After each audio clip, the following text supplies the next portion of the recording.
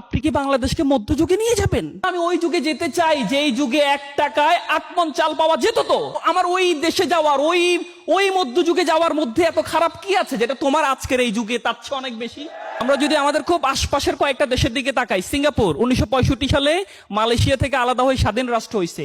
আমাদের কয় বছর আগে? মাত্র 6 বছর। আমরা কত সালে? 71। অথচ আমাদের চেতনা বিক্রির বয়ান শেষ হয় না। ওই সিঙ্গাপুরের কোনো চেতনা নাই।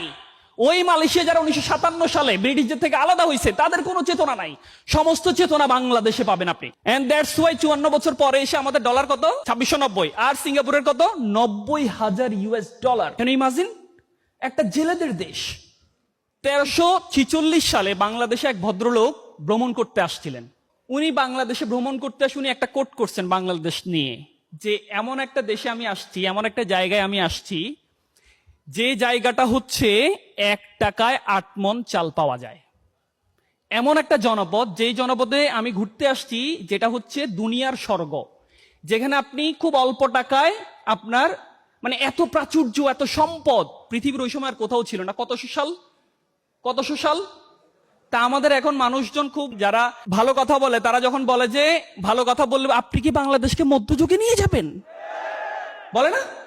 তো মধ্যযুগ তো আমি ওই যুগে যেতে চাই যেই যুগে 1 টাকায় 8 মণ চাল পাওয়া যেত। তো তাহলে আমার ওই দেশে যাওয়ার, ওই মধ্যযুগে যাওয়ার মধ্যে এত খারাপ কি আছে যেটা তোমার আজকের এই যুগে তার চেয়ে অনেক বেশি আছে? কি আজকের এই জায়গায় আপনার আজকের এই সোসাইটিতে আপনি অনেক চাকচিক্য দেখবেন, তাই না? কিন্তু আপনি মাস শেষে 50,000 টাকা পাওয়ার পরে আপনাকে চিন্তা করতে হবে বউ বাচ্চাকে নিয়ে আপনি একটা ভালো জায়গায় খেতে যাইতে পারবেন কি পারবেন না, বিকজ আপনার মানি ব্যাগের সামর্থ্য নাই। রাইট? তাই কিনা? অথচ আমরা ওই যে ব্যঙ্গ করি যে মধ্যযুগে যাওয়া যাবে না, বাংলাদেশকে মধ্যযুগে নিয়ে যাওয়া হচ্ছে, ব্যঙ্গ করি। কিন্তু সো সত্যিকার অর্থেই আমি যদি একটা সমৃদ্ধ দেশ যদি আমরা চাই, ধরেন আমি চাই যে আমাদের দেশটা একটা উন্নত দেশ হোক। কাদের মাধ্যমে? ইঞ্জিনিয়ারদের হাত ধরে, আমার আপনার হাত ধরে। তো একটা উন্নত দেশ, এটা তো একটা ভেইগ একটা ওয়ার্ড। একটা উন্নত দেশ মানে কি? যার জিডিপি $15,000 থেকে $30,000 উপরে হবে, মানে মিনিমাম $15,000 উপরে হবে। আমাদের কত? আজকে পরীক্ষা আসছে কি আমাদের কত? $2690। কত? তা আমরা কি উন্নত দেশ হইতে পারছি? বাট আমাদের কিন্তু ভাবটাপ কিন্তু সেই, তাই না? অপ্রতিরোধ গতিতে এগিয়ে চলছে বাংলাদেশ, তাই কিনা? কিন্তু আপনার ডলার কত? 2690। আপনার যে হিউম্যান ইন্ডেক্স আছে, HDI একটা ইন্ডেক্স আছে, ওই ইন্ডেক্স অনুযায়ী বাংলাদেশের অবস্থান একদম পৃথিবীর 193টা লিস্টেড দেশের একদম শেষের দিকে। পৃথিবীর 1 নম্বর ধনী দেশ লুক্সেমবার্গ, তাদের হচ্ছে $1,40,000 ডলারের উপরে। আমরা যদি আমাদের খুব আশপাশের কয়েকটা দেশের দিকে তাকাই, সিঙ্গাপুর 1965 সালে মালয়েশিয়া থেকে আলাদা হয়ে স্বাধীন রাষ্ট্র হয়েছে। আমাদের কয় বছর আগে? মাত্র 6 বছর। আমরা কত সালে? 71। অথচ আমাদের চেতনা বিক্রির বয়ান শেষ হয় না। ওই সিঙ্গাপুরের কোনো চেতনা নাই। ওই মালয়েশিয়া যারা 1957 সালে ব্রিটিশদের থেকে আলাদা হয়েছে তাদের কোনো চেতনা নাই।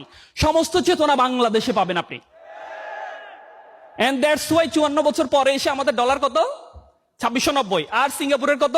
$90,000। Can you imagine? একটা জেলেদের দেশ। কি ছিল? একজন ব্যক্তি ছিলেন, আর কিচ্ছু ছিল না। অনলি ওয়ান আর্মি, লি কুয়ান। কি নাম তার? লি কুয়ান। ওই ভদ্রলোক 3টা ওয়ার্ড দিয়ে তার পুরো পৃথিবী চেঞ্জ করে ফেলছে, তার দেশকে চেঞ্জ করে ফেলছে। MPH, meritocracy, pragmatism, honesty. আজকে দেখেন আমাদের দেশে আমরা কিন্তু নলেজেবল, রাইট? আমরা যারা এখানে ইঞ্জিনিয়ার আছে, আমরা তো হ্যান্ডসন, আমরা অনেক সাউন্ড, তাই না? আমরা তো কাজ পারি তো নাকি? আমরা কাজ পারি, আমরা নলেজেবল, আমরা সবকিছু ঠিক আছে, আমরা প্রয়োগ করতে পারি, শুধু এইচটা আমাদের মধ্যে নাই, তাই না? আজকে দেখবেন আমাদের একেবারে গ্রাউন্ডে, বিল্ডিং এর নিচে যে ভদ্রলোক থাকে এবং বিল্ডিং এর সর্বোচ্চ চেয়ারে যে ভদ্রলোক বসেন, প্রত্যেকেই এইচ বাইরে। আমরা মাঝখানে দেখছি আমাদের সাবেক প্রধানমন্ত্রীর পিয়ন 400 কোটি টাকার মালিক, তাই না? ডেজিগনেশন কি? পিয়ন। ডেজিগনেশনটা কি? পিয়ন। আমাদের অনেক মেধাবী ইঞ্জিনিয়ার হাজার হাজার কোটি টাকা বাংলাদেশ থেকে লোপাট করে দিচ্ছে, দেখছি না আমরা? ওই যে 1346 সালে আমি আপনাদেরকে কেন গল্পটা শুনাইলাম, ওই সময় সভ্য দেশ ছিলাম, পৃথিবীতে যত দেশ ছিল ওই সময় আমরা 8th লার্জেস্ট কান্ট্রি ছিলাম, রিচেস্ট কান্ট্রি ছিলাম। তাইলে ওই মধ্যযুগে তো আমি ফিরে যেতে চাই, আমাকে নিয়ে যান। যে যুগে গেলে আমাকে বলা হবে যে তোমরাই হচ্ছে পৃথিবীর স্বর্গ, যে যুগে গেলে আমাকে খাদ্যের অভাবে টেনশন করতে হবে না, যে যুগে গেলে আমি স্যালারি পাওয়ার পরে বাজারে গিয়ে আমাকে টেনশন করতে হবে না যে আমি কয় টাকার বাজার করব, ওই যুগে আমাকে নিয়ে যান। কিন্তু পারবে না তো, কেন পারবে না? কারণ ওই যুগের মানুষজন সৎ ছিল। বাট আজকের মানুষজন ওই যে আপনার যে প্রাচুর্য ছিল, সম্পত্তি ছিল, সব বিদেশে বিক্রি করে দিয়ে এখন কি তলাবিহীন ঝুড়ি, এখন কি তলাবিহীন আমরা ঝুড়ি। তো এই যে তলাবিহীন ঝুড়িটা হইলাম, আমাদেরকে বানানো হইল, কারা বানাইছে? আমাদের রিক্সা চালক, আমাদের ড্রাইভার, আমাদের একদম দিনমজুর শ্রমিক, আমাদের লেবার প্রজন্ম, কারা? আমরা যারা চেয়ারে বসে আছি, রাইট? আমরা যারা সর্বোচ্চ বিশ্ববিদ্যালয় থেকে পড়াশোনা করছি, আমরা যারা বুয়েট, চুয়েট, রুয়েট, ডুয়েট সহ দেশের সেরা বিশ্ববিদ্যালয় থেকে পড়াশোনা করছি, কিন্তু শুধুমাত্র ওই যে 54 বছরের চেতনা বিক্রি ছাড়া প্রকৃত অর্থে আমার দেশপ্রেম না থাকার কারণে আমি রমজান মাসে আমার কাছে টাকা নিয়ে আসার পরে আমি বলি, ভাই নামাজ পড়বো, ইফতার করব, টাকাটা আপনি নিজ উদ্যোগে ডয়ারে রেখে যান, আমি ধরতে পারবো না আমি রোজা রাখছি, তাই না? ওই যে এমপিএস থিওরিটার কথা কেন বললাম? সিঙ্গাপুরকে সত্যিকার অর্থে যে আজকের সিঙ্গাপুর হইছে, 3টা ওয়ার্ড: মেরিটোক্রেসি, মেধাকে মূল্যায়ন করতে হবে, প্রায়োগিক নলেজ থাকতে হবে, এন্ড দেন ফাইনালি খুব ইম্পর্টেন্ট অনেস্টি, এটা থাকতে হবে। এই 3টা জিনিস ছিল বলেই কিন্তু আজকের সিঙ্গাপুর হইছে। আমাদের প্রায়োগিক নলেজের জন্য টেকনিক্যাল এডুকেশনকে 7% ইনভেস্টমেন্ট দিয়ে সম্ভব না।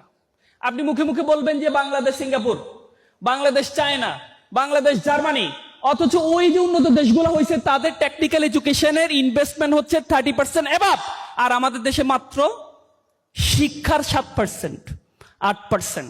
আমরা যদি টিবেটে যদি সত্যিকার অর্থে যদি বিনিয়োগটা না বাড়াই, তাহলে আপনার কথা প্রজন্ম বিশ্বাস করবে না।